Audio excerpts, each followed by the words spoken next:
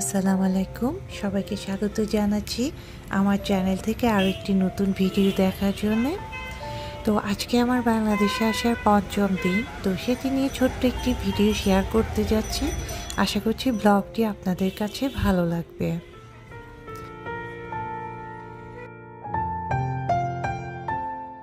আমরা সকাল সকাল উঠে মা মেয়ে মিলে বেরিয়ে পড়েছি আড়ংয়ে যাওয়ার উদ্দেশ্যে। যেহেতু আড়ং আমাদের বাসা থেকে একদম কাছে, হাঁটার রাস্তায়।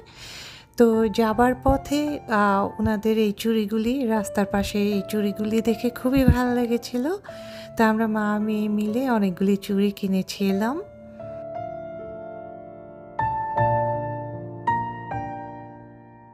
আমরা এখন আড়ংয়ে যেয়ে শপিং টপিং শেষ করে এরপরে আমরা বাসায় এসে একটু রেস্ট নিয়ে এখন চলে এসেছি ঢাবা রেস্টুরেন্টে। আনফর্চুনেটলি আমার আড়ংয়ের ভিডিওটি নেওয়া হয়নি, কারণ আমার ফোনে চার্জ ছিল না তখন। এই ঢাবা রেস্টুরেন্টে আমার ফার্স্ট টাইম আসা, আমি যখন বাংলাদেশে ছিলাম তখন ছিল না এটি। তো বাচ্চারা বাসায় বলছিল একটু চাট খাবে, তখন আমার যারা মিলে আমাদেরকে এখানে নিয়ে এসছে। তো ওদের খাবার আমার কাছে মোটামুটি ভালোই লেগেছে।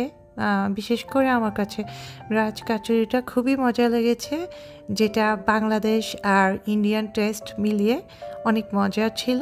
আমরা আটলান্টাতেও খাই, কিন্তু ওটা ইন্ডিয়ানদের রেস্টুরেন্টে ইন্ডিয়ানদের মতো করেই করা, কিন্তু এটা আমার কাছে বেশি ভালো লেগেছে, কারণ এটাকে ওরা ইন্ডিয়ান দুটো টেস্ট করেছে, যার কারণে আমার কাছে খুবই মজা লেগেছে। এই পাতিলটা কি সুন্দর, এখান থেকে নিয়ে যায় না?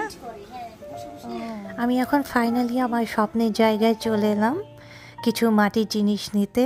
আসলে এটাকে স্বপ্নের জায়গা বলার কারণ হচ্ছে আমার অনেক দিনের ড্রিম ছিল যে আমি কিছু মাটির জিনিস কালেক্ট করব।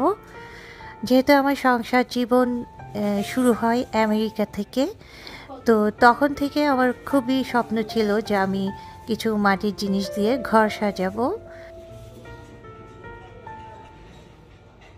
আমার ছোট যা আমাকে নিয়ে গিয়েছিল হলো মেন কারখানায়, যেখানে এই মাটির জিনিসগুলি তৈরি করা হয় সেখানে, কিন্তু আমরা লেটে যাওয়াতে সেই জিনিসটা আর দেখা হলো না।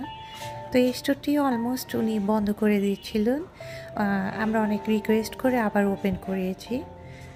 এখান থেকে কিনলে অনেক কম দামে পাওয়া যায়, আর এই জিনিসগুলি যখন আড়ং বা দোয়েল চত্বরের এখানে যায় তখন জিনিসগুলি 3 গুণ 4 গুণ অনেক বেশি দাম বেড়ে যায়। এই মাটির জিনিসগুলির সাথে আমার ছোটোকালের কিছু মেমোরিও জড়িত, যার জন্যে হয়তোবা আমার কাছে এত ভালো লাগে এই জিনিসগুলি। তার একটি কারণ হলো আমার আম্মু যখনই আমাদেরকে নিয়ে সাভার স্মৃতিসৌধে ঘুরতে যেত, তো ওখানে রাস্তার পাশে মাটির বড় বড় কিছু মটকা, তারপরে ফ্লাওয়ার ভ্যাস, হাতি, ঘোড়া, এগুলি আম্মু কিনে নিয়ে এসেছিল। তো ওগুলি দিয়ে আমার আম্মু খুব সুন্দর করে আমাদের লিভিং রুমটা সাজিয়েছিলেন। তো ওই মেমোরিটাই আমার কাছে এখনও রয়ে গেছে।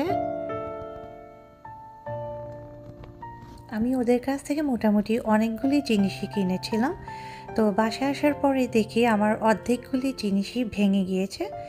যেহেতু আমরা ইস্তানবুলে ছিলাম 4 দিন, তো আমার মনে হয় সেই মুহূর্তেই আমার জিনিসগুলি ভেঙেছে।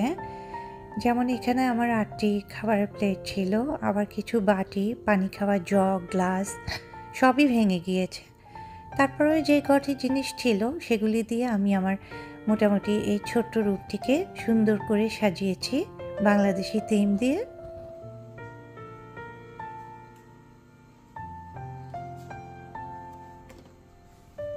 আমার বাসার এই রুমটি আমার ভীষণ ভালো লাগে।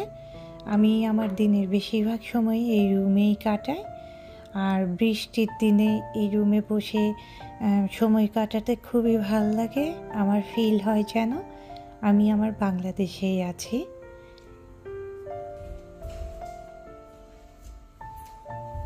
আশা করছি আমার আজকের ভিডিওটিও আপনাদের কাছে ভালো লেগেছে। আর যদি ভালো লেগে থাকে প্লিজ কমেন্ট বক্সে কমেন্ট করে জানাবেন।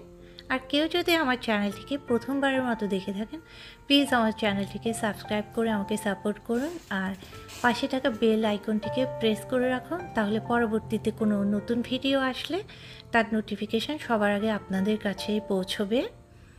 তো দেখা হবে নতুন কোনো ভিডিও নিয়ে। সে পর্যন্ত আপনারা ভালো থাকবেন, সুস্থ থাকবেন আর আমাদের জন্য দোয়া করবেন। আল্লাহ হাফেজ।